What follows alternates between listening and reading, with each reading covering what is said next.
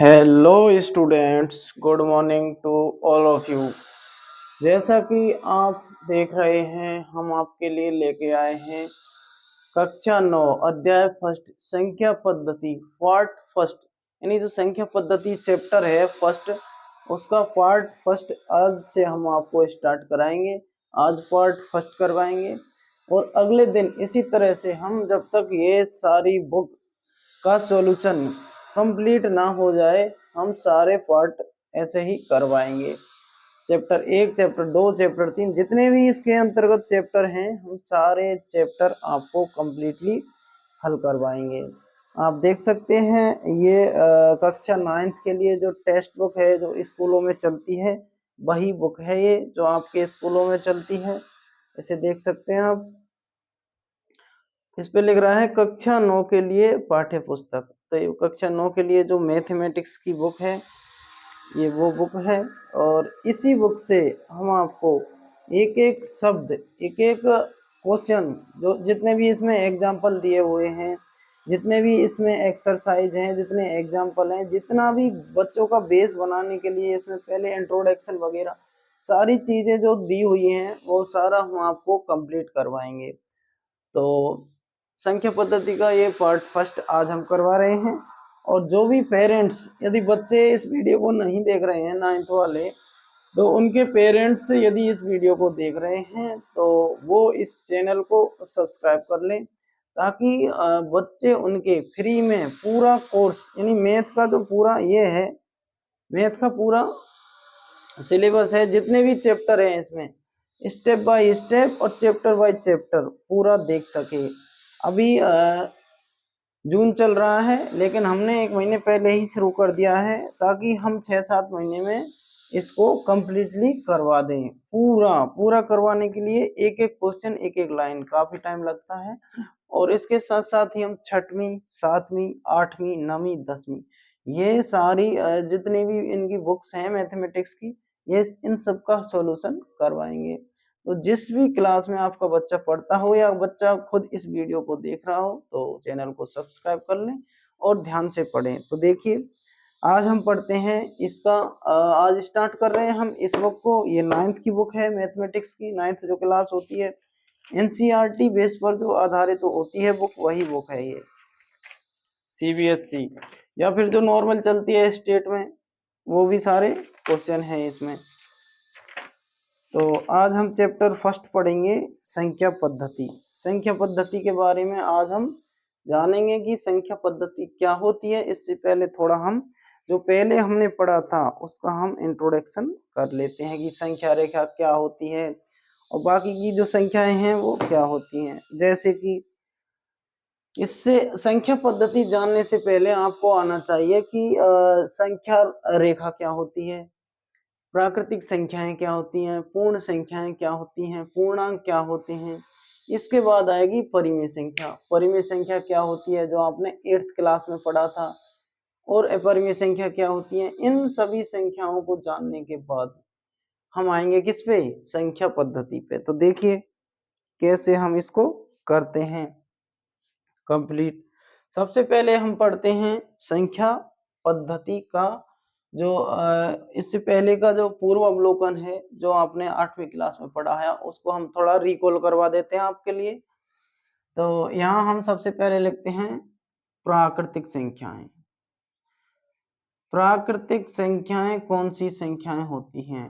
प्राकृतिक संख्याएं, प्राकृतिक संख्याएं, प्राकृतिक संख्याएं वे संख्याएं या ऐसी संख्याएं जो 1, 2, 3, 4, 5 डॉट डॉट डॉट, यानी कि 1 से स्टार्ट होकर अनंत की ओर जाती हैं, वे संख्याएं प्राकृतिक संख्याएं कहलाती हैं। कौन सी संख्याएं 1 से स्टार्ट होती हैं और अनंत की ओर जाती हैं, प्राकृतिक संख्याएं कहलाती हैं। जैसे, और इन संख्याओं को, प्राकृतिक संख्याओं को कैपिटल एन से या एन से प्रकट किया जाता है। इन्हें एन से प्रकट किया जाता है, ये इनका प्रतीक है, इनका प्रतीक चिन्ह कैपिटल एन होता है। तो देखिए, यदि हम लिख देते हैं, आपको परिभाषा लिख देते हैं कि वे संख्याएं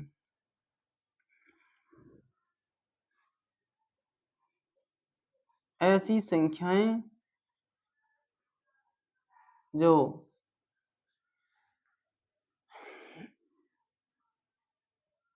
एक से प्रारंभ होकर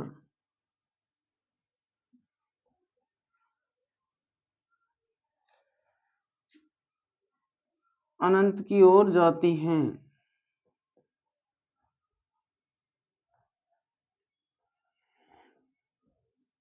अनंत की ओर जाती हैं, उन्हें प्राकृतिक संख्याएं कहते हैं।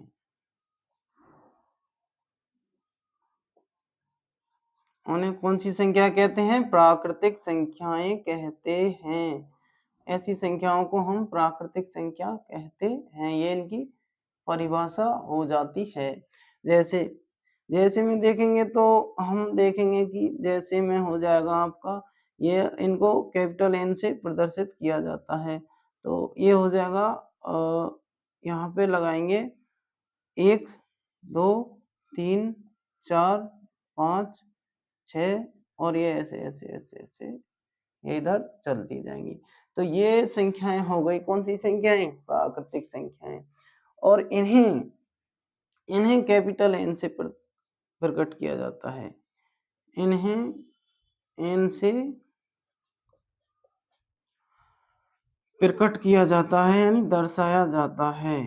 इन्हें एन से प्रकट किया जाता है, यानी कि इन्हें एन से शो करते हैं हम। कैपिटल एन यदि कहीं लिखा दिखे तो इसका मतलब होता है कि ये कौन सी संख्याएं हैं? प्राकृतिक संख्याएं हैं। इसके बाद देखिए, अब इसके बाद आती हैं पूर्ण संख्याएं। पूर्ण संख्याएं कौन सी संख्याएं? पूर्ण संख्याएं। पूर्ण संख्याएं यानी कि होल नंबर। पूर्ण संख्याएं, पूर्ण संख्याएं कौन सी संख्याएं होती हैं बच्चों?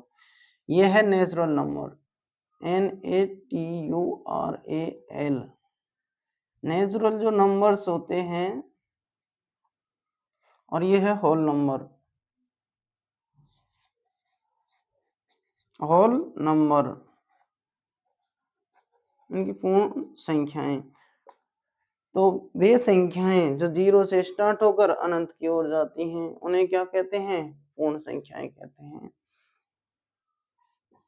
वे संख्याएं आप लिख सकते हैं साथ के साथ, वे संख्याएं जो 0 से प्रारंभ होकर,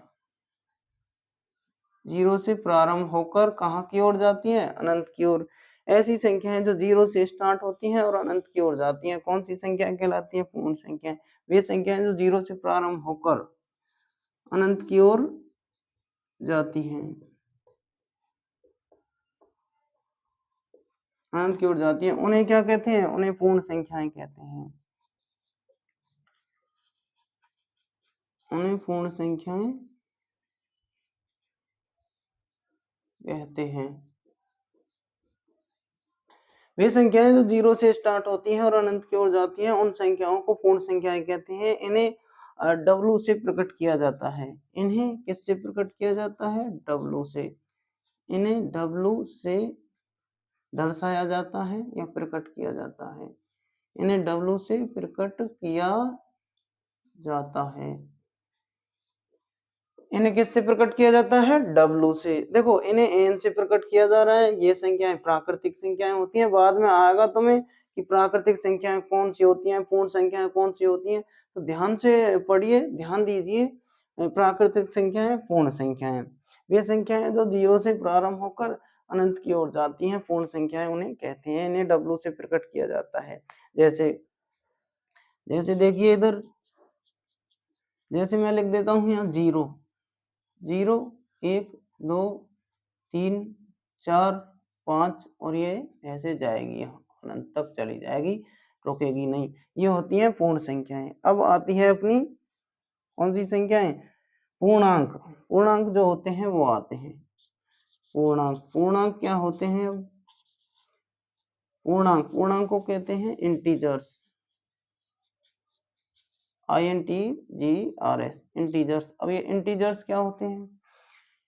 इंटीजर्स होते हैं कि यदि जैसे पूर्ण संख्याओं में हम ऋणात्मक संख्याओं को शामिल कर दें, तो वे पूर्णांक कहलाते हैं। यानी कि धनात्मक और ऋणात्मक, यानी कि जीरो को सम्मिलित करते हुए धनात्मक और ऋणात्मक संख्याओं का समूह क्या कहलाता है? पूर्णांक कहलाता है। तो यहाँ पर हम लिख देते हैं कि जीरो को सम्मिलित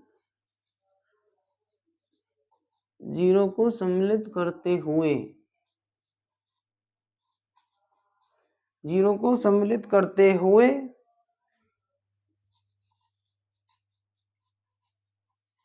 धनात्मक तथा ऋणात्मक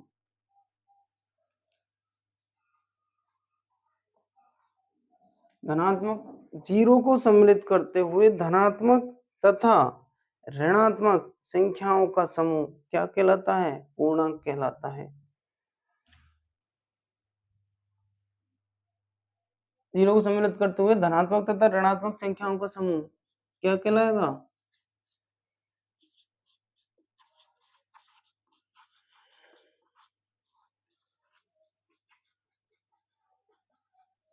पूर्णांक कहलाता है। क्या कहलाता है बच्चों? पूर्णांक कहलाता है।